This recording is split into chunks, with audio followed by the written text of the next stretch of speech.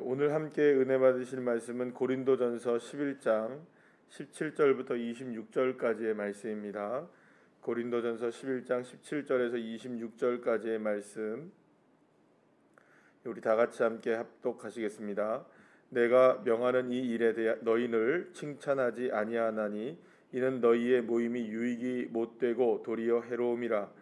먼저 너희가 교회에 모일 때에 너희 중에 분쟁이 있다함을 듣고 어느 정도 믿거니와 너희 중에 파당이 있어야 너희 중에 옳다 인정함을 받은 자들이 나타나게 되리라.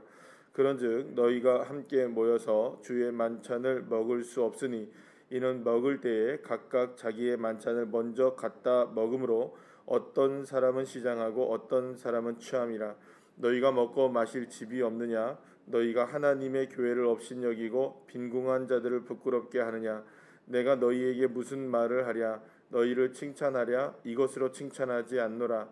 내가 너희에게 전한 것은 주께 받은 것이니 곧 주 예수께서 잡히시던 밤에 떡을 가지사 축사하시고 떼어 이르시되 이것은 너희를 위하는 내 몸이니 이것을 행하여 나를 기념하라 하시고 식후에 또한 그와 같이 잔을 가지시고 이르시되 이 잔은 내 피로 세운 새 언약이니 이것을 행하여 마실 때마다 나를 기념하라 하셨으니 너희가 이 떡을 먹으며 이 잔을 마실 때마다 주의 죽으심을 그가 오실 때까지 전하는 것이니라. 아멘. 할렐루야. 교회에서 우리가 공인된 성례식이라는 게 있습니다. 성례라는 게 있는데요. 이 성례라는 것은 여러분들이 잘 아시는 대로 이제 세례와 성만찬, 성찬식이라고 우리가 보통 부르는 이 세례와 성찬식이 성례라는 것으로 우리가 정해져 있습니다. 그래서 특히 이 성례는요. 어떤 급으로 그 교회에서 지금 현재도 마찬가지로 이렇게 정하고 있냐면 성례를 행하는 것은 말씀을 선포하는 것과 동일한 은혜가 있다라고 이야기를 합니다. 그러니까 우리가 은혜의 표지라고 보통 우리가 신학적으로 얘기를 하는데 그때 은혜의 표지, 그러니까 은혜가 나타나는 순간, 그러니까 하나님의 은혜가 풍성하게 나타나는 그때가 언제냐? 말씀을 선포할 때와 성례를 집행할 때라고 이야기합니다. 그러면 여러분 생각해 보세요. 설교와 말씀을 선포하는 설교와 함께 동일한 반열에 있는 것이 이 성찬식인 거예요. 그러니까 성찬식이라는 거 그리고 세례식이라는 게 엄청난 위치에 있다는 거 여러분들 아시겠죠? 그래서 사실은 지금 올해 들어와서 1월 달에 저희들이 성찬식 딱 한 번 하고 사실은 지금까지 성찬식을 못 하고 있어요. 그러니까 우리는 2달에 한 번씩을 저희들이 이제 그 성찬식을 하는데요. 사실은 매주마다 모일 때마다 매번 모일 때마다 사실은 뭘 해야 하냐면 사실은 성찬식을 하는 게 맞아요. 근데 지금 이게 이제 성찬식이 약식이 되다 보니까 많이 요즘 시대에는 성찬식이 많이 이제 의미가 퇴색되고 되었는데 사실은 그렇지 않다는 거예요. 이 성찬식이라는 것이 이 말씀에 버금가는, 그러니까 말씀과 동등한 위치에 있을 정도로의 위치가 바로 이 성찬식이라는 겁니다. 그래서 성찬식이라는 거 여러분들이 잘 아시다시피 떡을 먹고 포도주를 마심으로 인하여서 누구를 기념하는 겁니까? 예수 그리스도를 기념하고 오늘도 여기 본문에서 28절에서 나오죠. 주님이 다시 오실 그날까지 3절에서 이야기 25절이죠. 25절에서 이야기하죠. 이것을 행하여 마실 때마다 누구를 기념하는 겁니까? 주님을 기념하는 것이고 26절에서도 말씀하는 것처럼 주의 죽으심을 그 오실 때까지 전하는 것이다. 그러니까 사실은 이 떡을 먹고 잔을 마실 때마다 주님이 오실 그날까지 누구를 기념하는 삶입니까? 예수님을 기념하는 삶이라는 것을 스스로가 이제 고백하는 시간이 바로 이 성만찬인 거예요. 그러니까 여러분들 우리가 보통 말씀을 들을 때는 여러분들 대부분 어떻게 하십니까? 고개를 끄덕이고 아멘 하시죠? 그 아멘 하는 걸로 내가 받아들이잖아요. 그런데 성찬식은 내가 직접 행함을 통하여서 뭘 받는 겁니까? 주님의 다시 오실 그날까지 내가 십자가의 그 보혈과 그 은혜를 결코 잊지 않고 살겠습니다라는 고백을 날마다 본인 스스로가 하게 되는 것이 이 성만찬의 의미가 있는 겁니다. 그래서 성찬식은 절대로 중단되어서는 안 되는 겁니다. 사실은 어떻게 보면 지금 우리가 코로나 때문에 중단되어서 서로 이게 떡을 떼지 못하는 상황에 있어서 여러 가지 안타까운 점이 있긴 하지만 사실은 이렇게 중단되어서는 안 되는 거예요. 설교가 중단되면 안 되는 것처럼 그렇죠? 말씀이 중단되면 안 되는 것처럼 이 성례식도 사실은 중단되어서는 안 되는 것 중에 하나입니다. 자, 그러면 여러분 한번 보세요. 이렇게 비중이 크고 초대교회, 특히 이제 초대교회 안에서는요 굉장한 비중을 차지하고 있었습니다. 그래서 이 사람들이 예수님 믿는 사람들이 세상 사람들과 다른 것들이 있었어요. 그러니까 이 사람들은 매번 모이면 뭘 먹어요. 그리고 또 뭘 먹습니까? 포도주를 마시고 피라고 얘기를 하고, 그죠? 그다음에 떡을 먹으면서 뭐라고 얘기합니까? 살이라고 얘기를 하고 먹으니까 그 교회를 안 다니는 사람들, 초대교회 당시에 교회를 안 다니는 사람들은 이상한 집단으로 본 거예요. 여기는 뭘 잡아먹는가 보다. 뭐 피도 먹고 살도 먹고 막 이런다 하니까 이거 이상한 집단이다라는 오해가 될 정도로 그 초대교회는 예배 때마다 모일 때마다 뭘 다 했던 겁니까? 이 성찬식을 했던 거예요. 그런데 이 성찬식을 행할 때마다 뭐라 그럴까요? 정말 이 만찬으로서의 개념을 가지고 있었던 거예요. 그러니까 성만찬이라고 얘기를 하죠, 보통. 만찬으로서의 개념을 가지고 있었어요. 그러니까 지금은 우리가 예배 때만 이렇게 약식으로 이렇게 하는 거지만 사실은 이게 어떤 개념까지 발전을 하게 되냐면 이게 이제 서로가 모일 때에 만찬이라는 게 뭡니까, 여러분? 서로가 다 이렇게 즐기는 거잖아요. 저녁 식사를 함께 식사를 나누는 거잖아요. 그래서 사실은 이게 만찬의 개념으로 실제적으로 초대교회는 발전이 됐어요. 그래서 모일 때마다 예배로 드리면서 성찬식을 하는 것도 맞지만 만찬으로서의 개념으로서의 성찬식이 진행이 되었던 거죠. 사실은 여러분 우리 지금도 교회에 그런 전통이 계속 남아 있단 말이에요. 그래서 실제적으로 교회가 모이면 뭘 합니까? 우리가 예배 끝나고 식사를 하잖아요. 그래서 우리가 만찬을 하는 거예요. 그게 실제적으로 어디에 전통으로 두고 있는 거냐면 모여서 우리가 식사 못한 지 얼마나 됐습니까? 우리가 지금 3월 달부터 지금까지 못 하고 있어요. 그래서 지금 우리가 언제 함께 밥을 먹습니까? 그죠? 권사님 언제 우리 밥 먹을 수 있을까요? 이게 밥을 먹는다는 것은 어떤 의미가 있냐면 이 성만찬의 의미가 더 확장되어져 나가는 개념이라고 보시면 됩니다. 그래서 교회 성도들은 모이면 뭘 먹어요? 자꾸 맛있는 걸 먹어요. 같이 모이면 먹고 모이면 차 마시고 이렇게 하는 것들이 실상 우리가 그냥 만나기 때문에 먹는 것도 있지만은 교회의 전통 속에서는 이게 성만찬의 개념이 확장되어져 나가는 만찬의 개념이 있기 때문에 그렇다는 것도 여러분들 이해를 하셔야 됩니다. 자, 어쨌든 그러면 여러분 이거는 어떤 의미가 있냐면 만찬이라는 개념이 있으면은 결국에는 이거 교제의 개념까지 들어가죠. 그죠? 교제의 개념까지도 사실은 들어가게 되는 거예요. 그래서 함께 식사를 하고 함께 이런 만찬을 나누면서 성도들 안에서 아름다운 교제가 일어나게 되고 서로의 안부를 묻게 되고 또 서로의 모습들을 보게 되는 그런 모습들이 만찬을 통해서 일어나게 되는 것이었어요. 자, 그런데 고린도 교회 안에서 이 성만찬 때문에 문제가 생겨나기 시작했던 거예요. 그래서 사도 바울은 굉장히 강경하게 오늘 본문에서 얘기하죠. 너희가 이 만찬을 주의 만찬을 먹을 수 있다 없다. 오늘 없다라고까지 얘기해요. 너희를 빨리 중지해라 이렇게 얘기합니다. 성만찬이 그렇게 돼서는 안 돼라고 단호하게 이야기하고 있는 거예요. 그러니까 어제까지는 지금 무슨 얘기를 했습니까? 머리에 수건을 써야 되느냐 말아야 되느냐에 대한 문제를 가지고 사도 바울이 이게 접근을 해 나갔어요. 근데 여태까지 접근을 해 나갔던 모든 방식들은 어떤 것들이었습니까? 성도들이 서로를 섬기고 절제하고 나보다는 남의 양심을 위해서 할 수 있는 자가 되어야 된다라는 것이 성도의 기본적인 마음입니다. 기본적으로 가지고 있어야 되는 거예요. 왜냐하면 그것이 바로 그리스도를 본받는 삶이고 그것을 통하여서 하나님께 뭘 할 수 있는 겁니다. 영광을 돌릴 수 있는 것이기 때문이라고 사도 바울은 계속 얘기해 왔어요. 그러니까 지금은 한 건당 얘기를 하고 있는 거예요. 사도 바울이. 하나는 방금 우리가 어제까지 살펴본 것처럼 여자들이 머리에 수건을 써야 되느냐 말아야 되느냐에 대한 문제. 그러면 오늘은 어떤 문제를 하는 겁니까? 성만찬의 문제까지도 이제 접근해 나가는 거예요. 그러니까 성만찬이 그토록 중요한 문제인데 이제는 그 문제까지 접근해 나가요. 그러면 이제 조금 있으면 뭐까지 나올까요, 여러분들? 어떤 얘기가 나오냐면 은사에 관한 얘기도 나오고요. 그리고 나서 무슨 얘기가 나오느냐? 사랑에 대한 얘기가 나와요. 그러니까 굉장히 깊은 얘기까지 이제 들어가기 시작하는 거예요. 왜냐하면 성만찬이라는 것은 제가 말씀드렸듯이 무엇과 무엇에 버금가는 일이라고요? 설교를 하고 말씀을 전하는 것과 버금가는 일이란 말이에요. 근데 여기에 문제가 생겼으니 결코 지금 그 고린도 교회 성도들이 건강하지 못하다는 것을 의미하고 있다는 거예요. 어떤 사건이 있었느냐, 어떤 일들이 벌어졌느냐. 성만찬으로 모일 때 이 사람들이 이게 모이게 되면은 먹게 되잖아요. 그러면 사람들이 모일 때마다 다 모이는 시간이 다른 거예요. 어떤 사람은 조금 일찍 오게 되고 어떤 사람은 좀 늦게 오게 되는 거예요. 그럼 늦게 오는 사람들은 어떤 사람이 늦게 올까요, 여러분?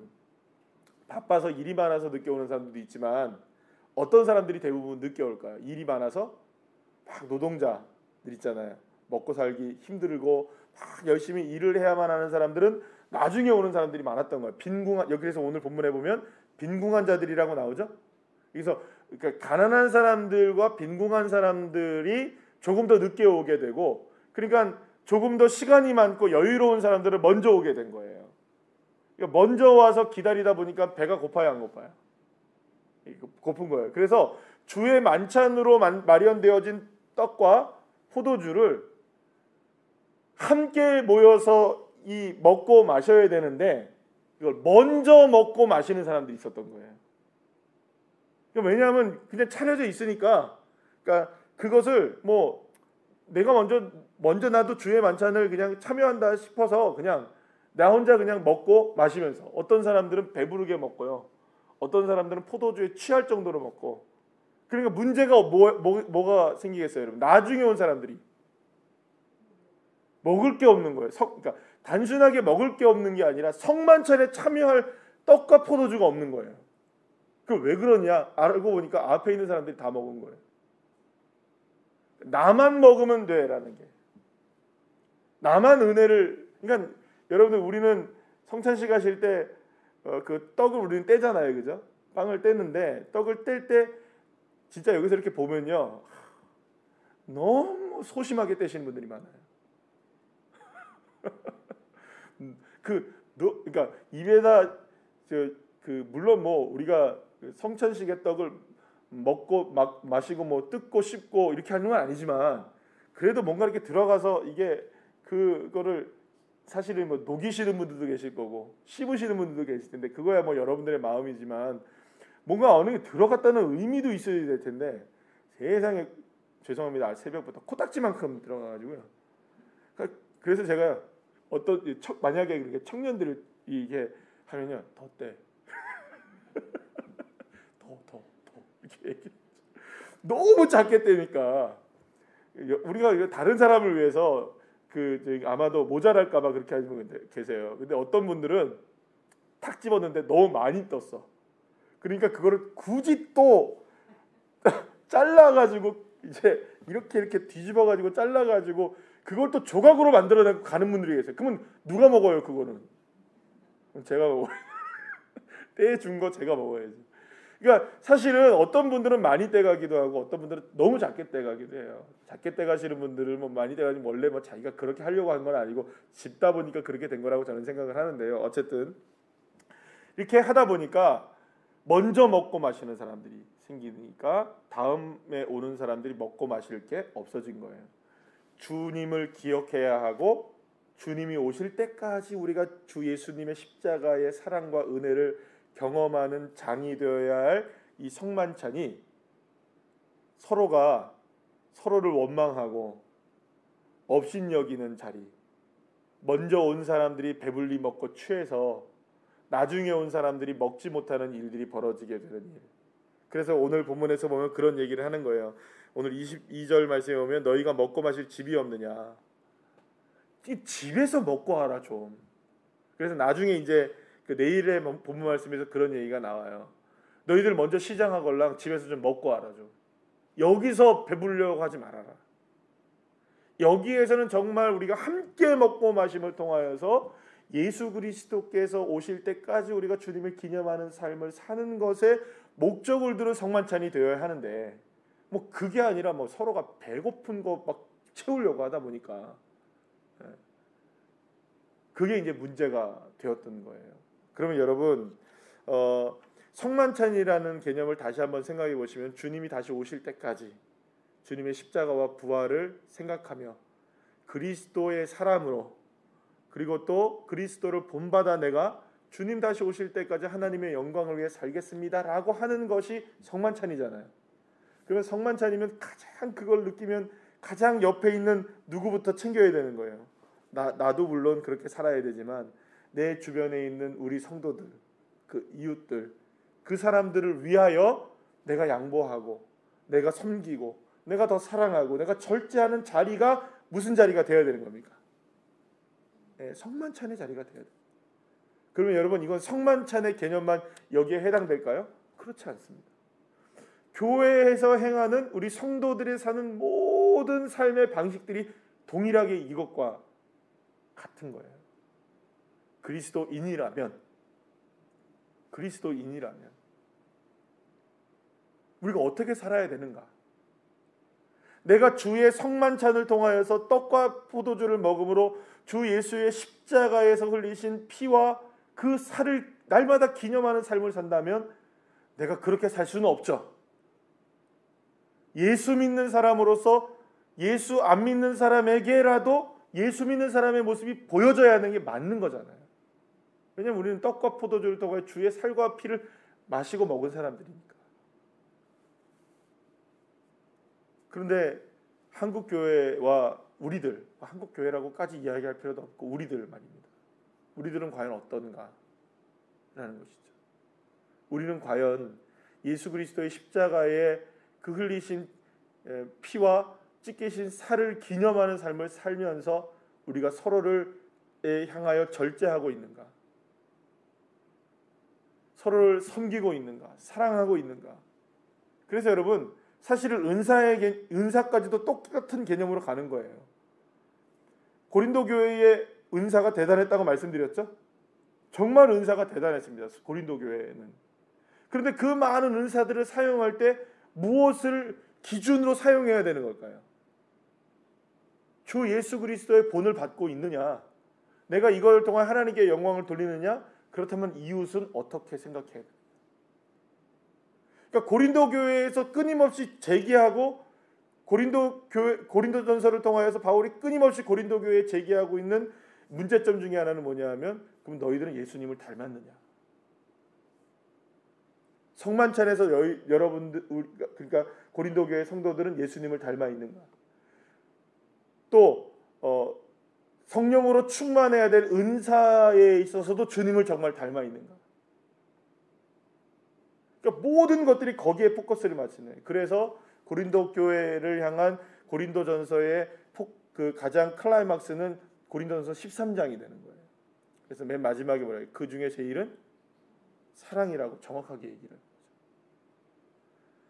지금 우리에게 일어나고 있는 많은 일들이 교회를 향한 핍박들과 정말 교회를 향한 여러 가지의 모습들 속에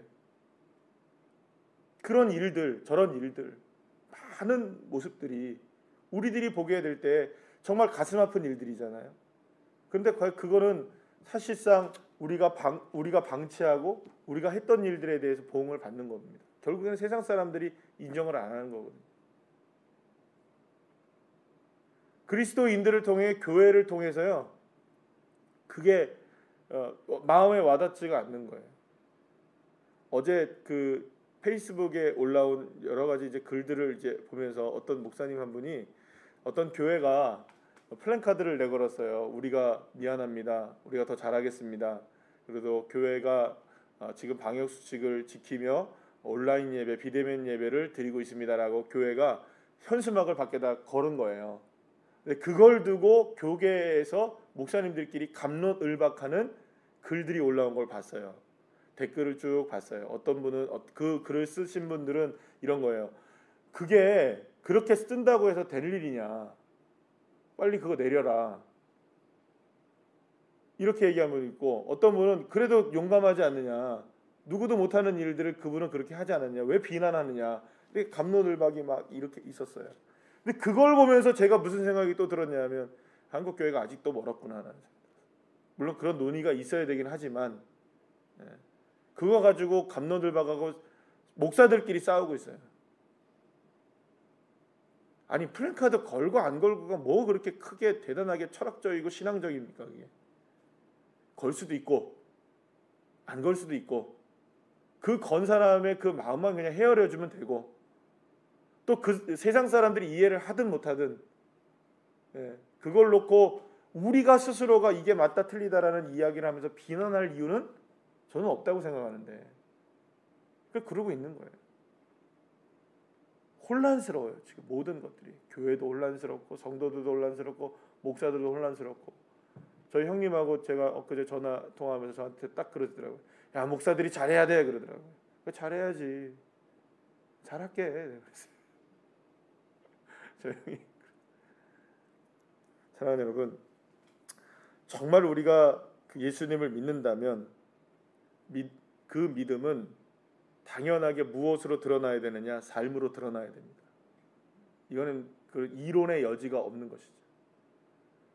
자금의 모든 상황을 우리가 보게 되면 그게 안 되기 때문에 문제가 되는 거죠.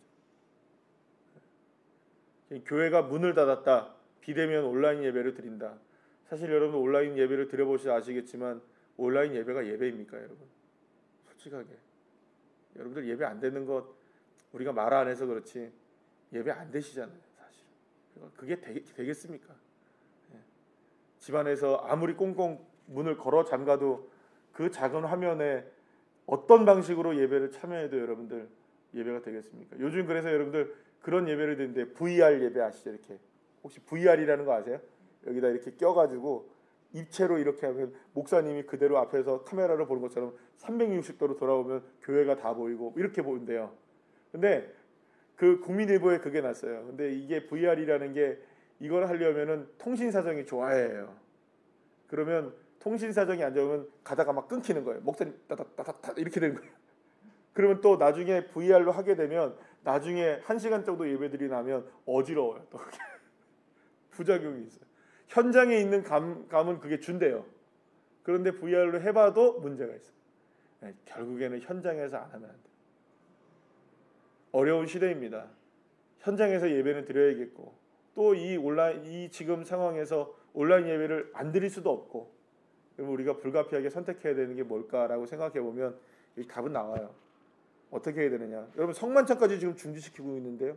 사도 바울은 우리가 지금 잘하려면 더 방역을 열심히 해야 되고 최선을 다해야 되고 우리 스스로가 조심해야 되는 것밖에 없겠죠. 사랑하는 여러분, 어려운 시대입니다. 모든 것이 어렵습니다. 지금 사는 것도 어렵고 코로나도 어렵고 모든 게 다 어려운 이 시대에 그래서 지금 전 국민의 30%가 지금 우울증에 걸렸다 하잖아요. 지금 38%인가 우울감을 호소하고 있대요. 여러분들도 우울하시잖아요, 솔직히. 우리 다 그래요. 그런데 이거 이겨낼 수 있는 방법 딱 하나밖에 없습니다. 내가 날마다 점검하는 거죠. 예수 그리스도의 은혜로 살고 있는가? 나는 오늘도 그리스도의 본을 보이며 사는가? 여러분들 아무리 갇혀 지낼 수밖에 없는 이 시대이지만 그럼에도 불구하고 나는 그리스도인이라는 거 잊지 마시고 정말 주님의 영광을 위해서 살아갈 수 있는 귀한 자녀들 한 사람 한 사람 되시기를 간절히 축원합니다. 기도하시겠습니다.